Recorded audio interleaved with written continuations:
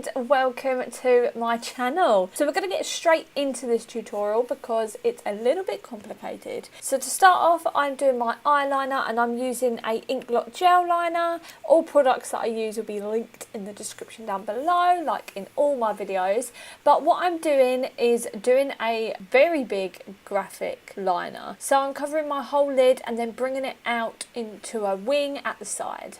And once I've done that, I'm going to cover it with some eyelash glue. I find that eyelash glue is the best type of glue to use for loose glitters, because other ones I've used in the past, if you're wearing it throughout the day, you get glitter fall down on your cheek, whereas with eyelash glue, I've never had that problem. Then I apply the glitter, and the glitter I'm using is by Helen and it is in Nutmeg. So as I haven't put any foundation on yet, I get a makeup wipe and wipe all the loose glitter off that's fallen down to my cheek, and then I apply some foundation. All the foundations and concealers and brushes I use will be linked in the description, like I said earlier. But once I've buffed that foundation in and applied some concealer and blended it out with a beauty blender, I then set it and then go straight into contouring. At first I do a normal type of contour just with a very warm brown bronzer, but I then go into a very bright orange eyeshadow and use that over the top of it. So use this as like a contour, bronze and a blush. I apply this under my cheekbones and then around my forehead like I would if I was contouring. I then use it to contour my jawline, and then I get a yellow eyeshadow on a face brush and mix that in so it blends nicer and gives it some more tones to it.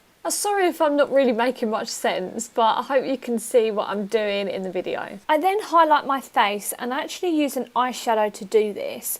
It is in the Urban Decay Distortion palette, and it is the eyeshadow called Bleach, and it is this really gold reflective eyeshadow. And once I've done that, I do my brows, and I made these a lot thicker and bolder because the whole makeup look is going to be very bold. Going back to that bright orange shade I used on my face earlier, I now put it along my bottom lash line and then use a yellow eyeshadow to put on the inner half of my bottom lash line as well. Then I highlight my brow bone, my inner corner and my nose with that highlight that I used earlier. And I now start to try and decide where I'm going to put these honeycomb pieces that I got off of Amazon. They are craft bits of A4 paper, and I just cut them and started placing them around my face with some eyelash glue. I wanted to remain the contour of my face, so I decided to keep it along my cheekbones and my forehead. Once I'd done that, I got these tiny little beads that I actually got off a phone case, but you can buy them in bulk on eBay and in crafts places and things like that.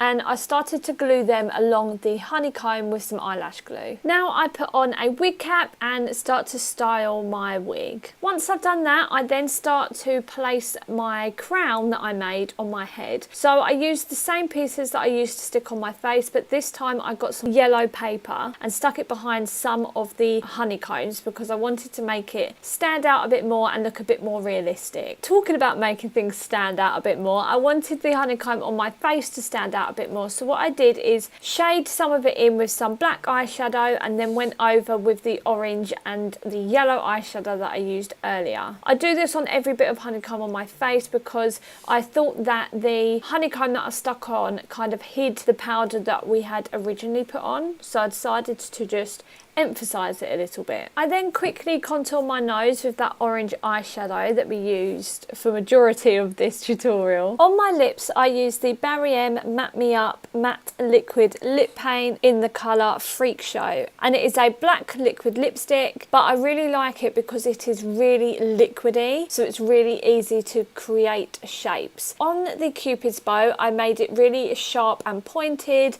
and then I also did the same on the outer corners as well to kind of represent a bee sting. And while that was still a little bit wet, I used the Barry M Fine Glitter Dust and tapped that over it, and this is in the colour 22, and it is this gorgeous black gold glitter. So to finish this off, I put on some mascara and then I lined my waterline with a black eyeliner pencil. I also put on this choker that I got from Claire's and then put on some fake eyelashes. To add some last minute touches, I put in these honeycomb honeycomb earrings, and then I also put on some stick-on nails that I got from Primark, and they were black and I painted gold stripes on them. And I also got some of that honeycomb paper and stuck it on my hand, as well as put a bee ring on. And then to finish the whole thing off, I then highlight my collarbones and my shoulders. I feel out of breath after that last bit. There was so many steps. But this is the final look. This is my favourite wearable makeup that I have created this Halloween. If I was going to go to a party this year, I would 100% wear this. Let me know what you think about this look in the comments down below, and maybe what your favourite part is. My favourite part is the eyes because they glitter like crazy. The reflect in it is amazing. I still have some more Halloween looks coming up this year, so make sure you hit that subscribe button down below and that notification bell so you do not miss any of them. And also on my Instagram, I have near enough double the amount of looks on there than I do on here, so if you still want some more Halloween inspiration, then make sure you follow me on there. My username is @brooke.ellis_. It'll be linked in the description down below, along with all the products that I've used in this video. Thank you so much for watching, and I'll see you in my next video. Bye!